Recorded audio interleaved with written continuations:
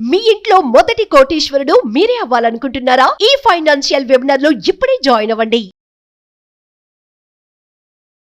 నమస్తే, welcome to Suman TV. నేను మీ Rama Rajesh, chartered wealth manager and mutual fund distributor. ఈరోజు ఎస్ఐపిల గురించి మాట్లాడుకుందాం. ఈ మధ్య కాలంలోని చాలా అబ్జర్వ్ చేస్తున్నాను అండ్ మనకి రిపోర్ట్ కూడా వచ్చింది. మొత్తం జనవరి మంత్లోని 109% పాటు ఎస్ఐపిలు ఆపేశారు. సో ఎస్ఐపిలు ఇన్వెస్ట్ చేయండి అని మేమందరూ చెప్పినప్పుడు మీరు ఇన్వెస్ట్ చేస్తున్నారు. అలాంటప్పుడు ఆపేసినప్పుడు కూడా మీకు తెలియాలి కదా మీరు ఎలాంటి మిస్టేక్ చేస్తున్నారో. సో అందుకని ఈ వీడియోని చేయాలనుకుంటున్నాను. సో మోస్ట్ ఇంపార్టెంట్, మనం ఎస్ఐపి చేసినప్పుడు ఏమనుకుంటాము, మార్కెట్ పెరుగుతూ ఉన్నప్పుడు మనకి దాని వాల్యూ యూనిట్స్ వాల్యూ పెరుగుతాయి. అలాగే మార్కెట్ పడినప్పుడు ఎక్కువ యూనిట్స్ అక్యుములేట్ అవుతాయి. ఇదే నేను ప్రతి వీడియోలోని చెప్తూ వచ్చాను. సో అసలు ఇలాంటి మార్కెట్ కరెక్షన్ టైంలోనే ఎస్ఐపి ద్వారా మనం ఎక్కువ అమౌంట్ని ఎక్కువ యూనిట్స్ని అక్యుములేట్ చేసుకోవచ్చు. కానీ చాలా మంది ఈ టైంలో ఎస్ఐపిలను ఆపేస్తున్నారు. ఇన్వెస్ట్ చేయండి అని చెప్పడం అన్నది ఎంత బాధ్యతగా చెప్పాను, ఇన్వెస్ట్ ఆపండి అన్నది కూడా అంతే బాధ్యతగా చెప్పాలనే మీ ముందు ఒక డేటాతో వచ్చాను. ఇది బిఎస్సి ఇండియా నుంచి తీసుకున్న డేటా అండ్ ఇది past performance, past market corrections, ఆ కరెక్షన్స్ వల్ల ఎంత లాస్ అయ్యారు, ఎంత రికవర్ అయ్యారు అన్న పాయింట్లోంచి నేను ఎక్స్ప్లెయిన్ చేస్తున్నాను. సో దీన్ని బట్టి ఇంకెవరికైనా ఎక్కడైనా ఎస్ఐపి ఇన్వెస్ట్మెంట్స్ చేసినవి ఉంచాలా లేదా అన్న డౌట్స్ ఉంటే అది క్లారిఫై అయిపోతుందని అనుకుంటున్నాను.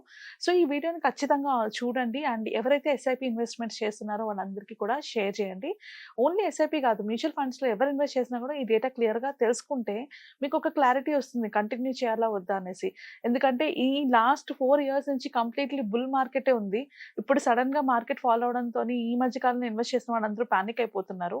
అలా అవ్వకుండా ఉండాలి అంటే అసలు ఈ మార్కెట్ కరెక్షన్ ఏంటి, ఇది ఎప్పుడు వస్తుంది, రావడం వల్ల వచ్చిన బెనిఫిట్స్ ఏంటి అన్నవి క్లియర్గా తెలుసుకుందాం.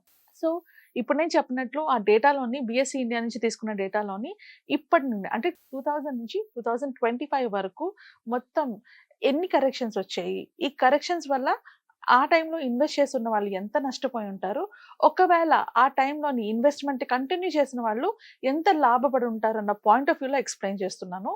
సో ఫస్ట్ కరెక్షన్ మనకి 2000లోనే అంటే April 11th 2000లో వచ్చింది అండ్ అది ఎన్ని నెలల పాటు ఉంది, 17 months పాటు ఉంది. అది ఎప్పుడు ఎండ్ అయింది, 21st September 2001లో ఎండ్ అయింది.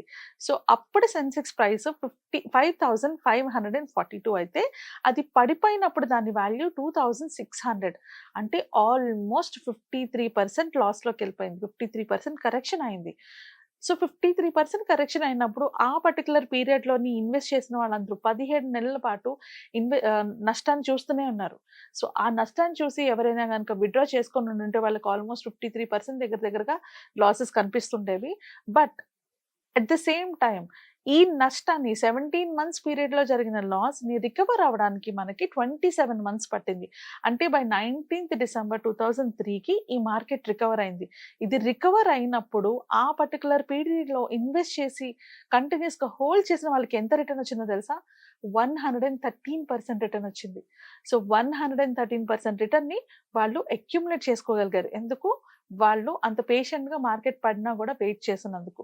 సిమిలర్లీ ఇలాంటిదే మనకి ఇంకొక హైయెస్ట్ ఎప్పుడు వచ్చిందంటే 8th January 2008లోని అప్పుడు స్టార్ట్ అయిన ఒక కరెక్షన్ పీరియడ్ 14 months పాటు ఉంది. అప్పటి మార్కెట్ వాల్యూ 20,873 అయితే అది కరెక్షన్లోని అంటే పడిపోయినప్పుడు 8,160 పడిపోయింది. అంటే ఆల్మోస్ట్ 61% పడిపోయింది. సో ఈ పర్టికులర్ పీరియడ్ 14 months పాటు ఈ పీరియడ్ ఉన్నది. సో 61% వరకు ఇది పడిపోయింది అండ్ రికవర్ అవడానికి మనకి 20 months పట్టింది. అండ్ రికవర్ అయ్యాక ఎంత రిటర్న్ వచ్చిందో తెలుసా, ఎవరైతే ఆ టైంలోని ఇన్వెస్టెడ్గా ఉన్న వాళ్ళకి 156% రిటర్న్ వచ్చింది. సో ఎప్పుడైనా కూడా మార్కెట్ కరెక్షన్స్లోని ఇలాంటి ఎవరైతే భయపడకుండా ఇన్వెస్ట్మెంట్ చేసుకుంటూ వెళ్తారో వాళ్ళకి రిటర్న్స్ చాలా ఎక్కువ ఉంటాయి. So most of the time ఇలాంటి వాలటిలిటీ పీరియడ్స్లోని మనలాంటి రీటైల్ ఇన్వెస్టర్స్ మాత్రమే క్విక్ యాక్షన్స్ తీసుకుంటారు. పడిపోతుందేమో అని భయంతో సెల్ చేసేస్తారు. మీరు మీకున్న ఇన్వెస్ట్మెంట్స్ ఏవైనా కూడా సెల్ చేయకుండా హోల్డ్ చేసి ఉంచినా కూడా మీకు రిటర్న్స్ ఎక్కువే ఉంటాయి. బట్ ఆ పీరియడ్లో హోల్డ్ చేయడం అనేసి సెల్ చేయడం వల్లనే ఆ లాసెస్ని మీరు బుక్ చేసుకుంటున్నారు.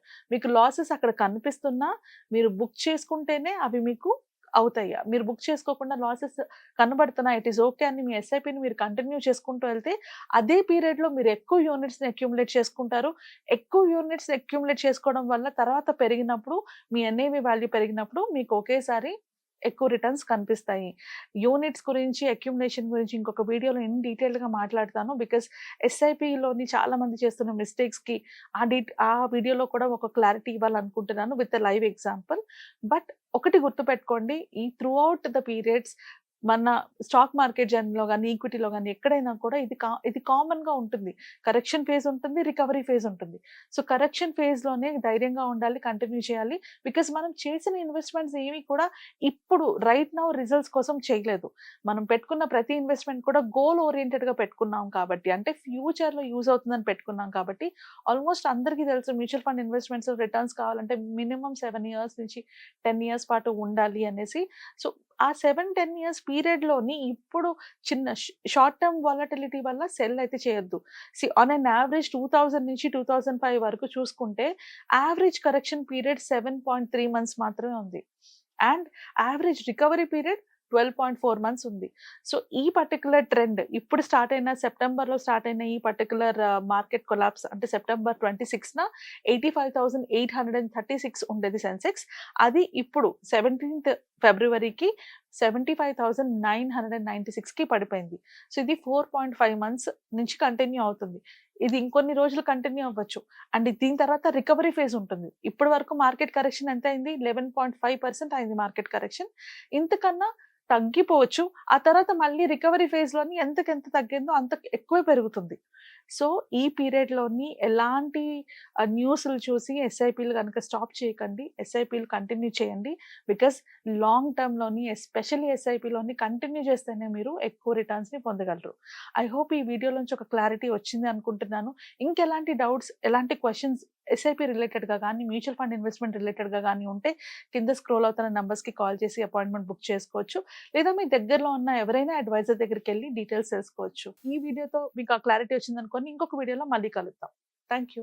లైఫ్‌లో ప్రతి ఒక్కళ్ళకి డిఫరెంట్ అవసరాలుంటాయి. కొందరికి పిల్లల ఎడ్యుకేషన్ ఇంపార్టెంట్ అయితే, కొందరికి రిటైర్మెంట్ ఇంపార్టెంట్. కొందరికి పిల్లల పెళ్లి ఇంపార్టెంట్ అయితే, కొందరికి వాళ్ళ కెరియర్ ఇంపార్టెంట్. సో మన లైఫ్‌లో మనకొచ్చే ప్రాబ్లమ్స్‌కి, మనకొచ్చే గోల్స్‌కి ఎలాంటి ప్లానింగ్ అవసరం. అలానే ఆ ప్లానింగ్‌లోని ఏమైనా ప్రాబ్లమ్ వస్తే ఎలాంటి స్ట్రాటజీస్ ఉండాలి. ఈ ప్లానింగ్‌తో పాటు ఇంకేం కావాలి. ఫైనాన్షియల్‌గా స్టెబిలైజ్‌గా ఉండాలంటే మనం ఏం చేస్తే కరెక్ట్. ఇలాంటి ఎంతో ఇన్ఫర్మేటివ్ ఇన్ఫర్మేషన్ అంతా కూడా మనం కండక్ట్ చేయబోయే వెబినార్‌లోని డీటెయిల్‌గా తెలుసుకుంటాము. మీ ఫైనాన్షియల్ ప్లానింగ్‌తో పాటు, ఇన్స్యూరెన్స్ ప్లానింగ్‌తో పాటు ఎలాంటి ఫండ్స్‌లో పెట్టుకోవాలి, పెట్టుకుంటే ఎలా ఎగ్జిట్ అవ్వాలి, ఇవన్నీ కూడా నేర్చుకుంటాము. నా పేరు రమా రాజేష్. నేను ఒక చార్టర్డ్ వెల్త్ మేనేజర్‌ని. సో నేను కండక్ట్ చేయబోయే ఇన్ఫర్మేటివ్ ఎడ్యుకేషనల్ వెబినార్‌కి రిజిస్టర్ చేసుకోవడానికి కింద స్క్రోల్ అవుతున్న నంబర్స్‌కి కాల్ చేసి కనెక్ట్ అవ్వండి. మీ ఫైనాన్షియల్ సెక్యూరిటీ మీ చేతుల్లో తీసుకోండి. Thank you.